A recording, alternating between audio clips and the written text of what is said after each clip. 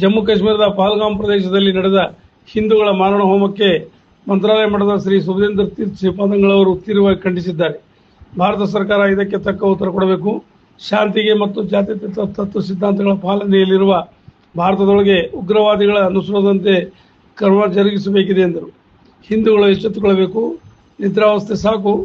ನಮ್ಮ ಧರ್ಮ, ಮಹಿಳೆಯರ ರಕ್ಷಣೆ, ಮತಾಂತರ ತಡೆಗೆ ಸಂಘಟಿತ ಹೋರಾಟಕ್ಕೆ ಕರೆ ನೀಡಿದರು. ಉಗ್ರವಾದಿಗಳ ದಾಳಿಯಲ್ಲಿ ಮಡಿದ 3 ಜನ ಕನ್ನಡಿಗರ ಕುಟುಂಬಕ್ಕೆ ಸಾಂತ್ವನ ತಿಳಿಸಿದ ಶ್ರೀಗಳು ಮಠದ ವತಿಯಿಂದ 1 ಲಕ್ಷ ರೂಪಾಯಿ ರಾಯರ ಆಶೀರ್ವಾದ ರೂಪದಲ್ಲಿ ಕೊಡುವುದಾಗಿ ತಿಳಿಸಿದರು. ಬಂದು ನಮ್ಮಲ್ಲಿ ಒಡೆದಾಡುವ ನೀತಿಯನ್ನು ಮಾಡಿ ಜಾತಿಯ ಗಲಭೆಯನ್ನ, ಕೋಮಿನ ಗಲಭೆಯನ್ನ ಸೃಷ್ಟಿಸುವ ಮೂಲಕ ಅಶಾಂತಿಯನ್ನ ಸೃಷ್ಟಿಸುವ ಒಂದು ದುಷ್ಟ ಕೃತ್ಯವನ್ನ ಮಾಡ್ತಾ ಇದ್ದಾರೆ. ಇದಕ್ಕೆ ನಾವೆಲ್ಲ ಕೇವಲ ಹಿಂದೂಗಳು ಅಂತಲ್ಲ, ಭಾರತೀಯರೆಲ್ಲರೂ ಕೂಡ ಈ ಉಗ್ರರನ್ನ, ಪರಕೀಯರನ್ನ, ಪರದೇಶದವರನ್ನ, ಈ ತರಹದ ಕುಕೃತ್ಯಕ್ಕೆ ಬರುವಂತಹವರೆಲ್ಲರನ್ನೂ ಕೂಡ ನಾವು ಸಂಘಟಿತರಾಗಿ ನಾವು ಎದುರಿಸಬೇಕು ಎಂಬುವಂತಹ ಕರೆಯನ್ನು ಈ ಮೂಲಕವಾಗಿ ನೀಡ್ತಾ, ಇದು ಹಿಂದೂ ಸಂಘಟನೆಯ ಕಾರ್ಯಕ್ರಮದಲ್ಲಿ ಸಮಸ್ತ ಹಿಂದೂಗಳಿಗೆ ನಾವು ಈ ಮೂಲಕವಾಗಿ ಕರೆಯನ್ನು ನೀಡ್ತೇವೆ. ನೀವೆಲ್ಲರೂ ಕೂಡ ಜಾಗೃತರಾಗಿರಬೇಕು. ನಮ್ಮ ಮಹಿಳೆಯರನ್ನ ರಕ್ಷಣೆ ಮಾಡಿಕೊಳ್ಬೇಕು, ನಮ್ಮ ಧರ್ಮವನ್ನು ರಕ್ಷಣೆ ಮಾಡಿಕೊಳ್ಬೇಕು, ನಮ್ಮ ಶ್ರದ್ಧಾ ಕೇಂದ್ರವಾದಂತಹ ದೇವಸ್ಥಾನಗಳು, ಮಠಮಾನ್ಯಗಳು, ಇವುಗಳನ್ನು ನಾವು ರಕ್ಷಣೆ ಮಾಡಿಕೊಳ್ಬೇಕು.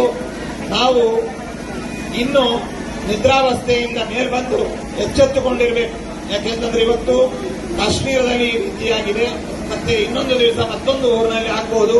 ಈ ರೀತಿಯಾಗಿ ನಾವ್ಯಾರೂ ಕೂಡ ಎಚ್ಚರ ತಪ್ಪಿ ಇರಬಾರದು, ಎಚ್ಚರಿಕೆಯಿಂದ ಇರಬೇಕು.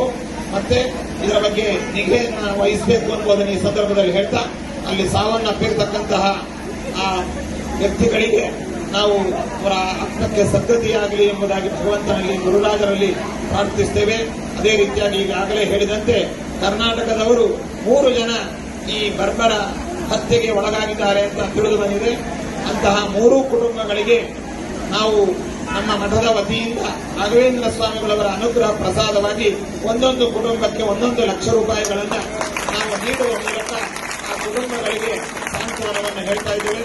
ಕೇವಲ ಹಣವನ್ನು ನೀಡಿದರೆ ಸಾವನ್ನಪ್ಪಿರತಕ್ಕಂಥ ವ್ಯಕ್ತಿಗಳು ಬರೋದಿಲ್ಲ, ಆದರೆ ಇವರಿಗೊಂದು ಮಾರಲ್ ಸಪೋರ್ಟ್ ಅನ್ನು ನೀಡುವ ಮೂಲಕ ನಿಮ್ಮ ಹಿಂದೆ, ನಿಮ್ಮ ಜೊತೆಯಲ್ಲಿ ನಾವಿದ್ದೇವೆ, ನಿಮ್ಮ ರಕ್ಷಣೆಯಲ್ಲಿ ನಾವೆಲ್ಲ ಇದ್ದೇವೆ, ನೀವು ನಮ್ಮ ಕುಟುಂಬ ಸದಸ್ಯರು ಎನ್ನುವಂತಹ ಸಂದೇಶವನ್ನ ಈ ಮೂಲಕವಾಗಿ ಆ ಸಾವನ್ನು ಅಪ್ಪಿರತಕ್ಕಂತಹ ಸಮಸ್ತ ಭಾರತೀಯ ನಾಗರಿಕರಿಗೆ, ಜೊತೆಯಲ್ಲಿ ನಮ್ಮ ಕರ್ನಾಟಕದ 3 ಜನ ನಾಗರಿಕರ ಕುಟುಂಬಗಳಿಗೆ ಈ ಮೂಲಕವಾಗಿ ನಾವು ರವಾನಿಸ್ತಾ